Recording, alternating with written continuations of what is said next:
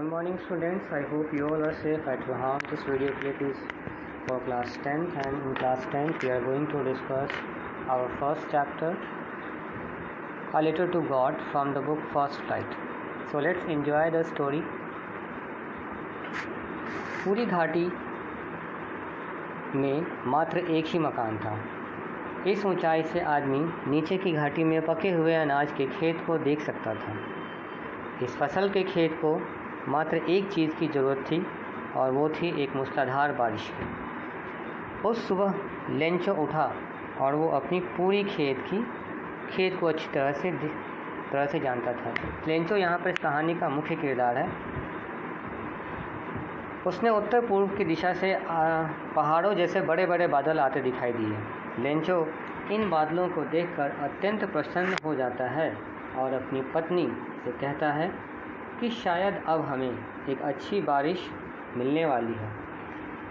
उसकी पत्नी, जो रसोई में खाना बना रही थी, कहती है, हाँ, यदि भगवान की इच्छा हुई तो हमें अवश्य ही अच्छी बारिश मिल जाएगी। जो लड़के उम्र में बड़े थे वे घर के बाहर काम कर रहे थे और जो लड़के छोटे थे वे खेल रहे थे। लेंचो की पत्नी ने उन सब को खाने के लिए बुलाया। Come for dinner. खाने के दौरान ही बारिश की बड़ी बड़ी बूंदें गिरने लगी, जैसा कि लेंचो ने पहले ही सोच लिया था। उत्तर पूर्व दिशा से पहाड़ों के जैसे बड़े बड़े बादल आते हुए दिखाई पड़े। लेंचो बारिश की बूंदों का आनंद लेने के लिए बाहर चला जाता है। जब वह वापस आया तो उसने चिल्लाते हुए कहा, ये बारिश की बूंदें नहीं, ये तो आसमान से गिरते हुए सिक्के हैं। विद द सेटिस्फाइड एक्सप्रेशन, उन्होंने पके हुए अनाज के खेत को देखा जो फूलों से भरा हुआ था। लेकिन अचानक ही बारिश के साथ तेज़ हवाएं भी चलने लगीं और देखते ही देखते ओले पड़ने शुरू हो गए। बच्चे बारिश की परवाह ना करते हुए उन ओलों को चुनने के लिए बाहर आ जाते हैं। It's really getting worse now. अब मौसम हद से ज़्यादा ख़राब हो चुका था। लेंचो ने दुखी होते हुए कहा कि मुझे आशा है कि ओले हेलस्टॉर्म पड़ने जल्द ही बंद हो जाएंगे। लेकिन भगवान को कुछ और ही मंजूर था। ओले घंटों बरसते रहे और पूरी घाटी में मानो बर्फ़ की चादर सी फैल गई, as if coloured with salt.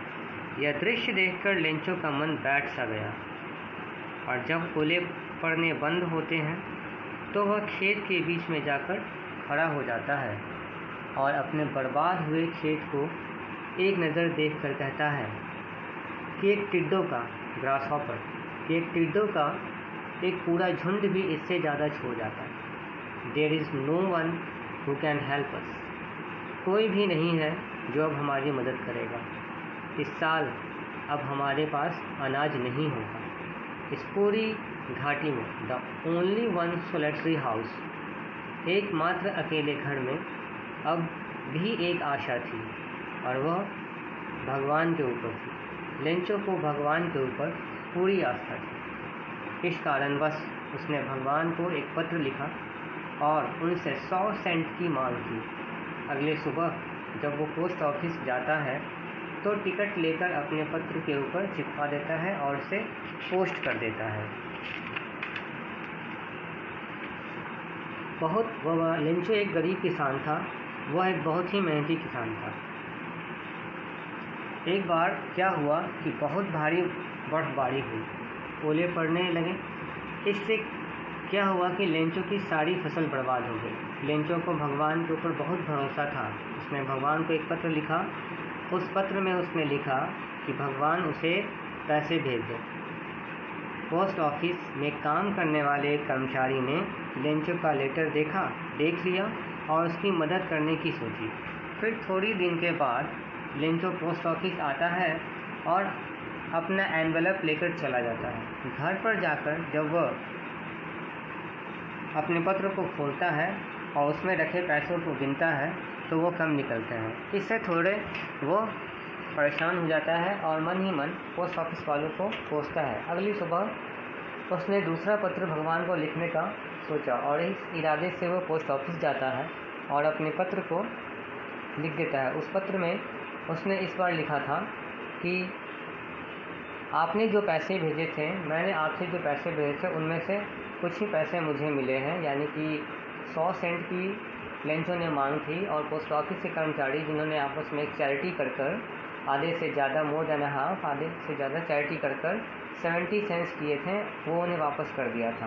तो लेंचो को ऐसा लगता है कि भगवान ने तो पैसे भेजे हैं लेकिन पोस्ट ऑफिस वाले ने पैसे निकाल लिए, इसलिए वो बोलता है कि अगली बार जब मुझे पैसे भेजिएगा तो पोस्ट ऑफिस में नहीं भेजिएगा। पोस्ट ऑफिस के लोग बहुत ही ज़्यादा क्रूर हैं, they are the bunch of crooks.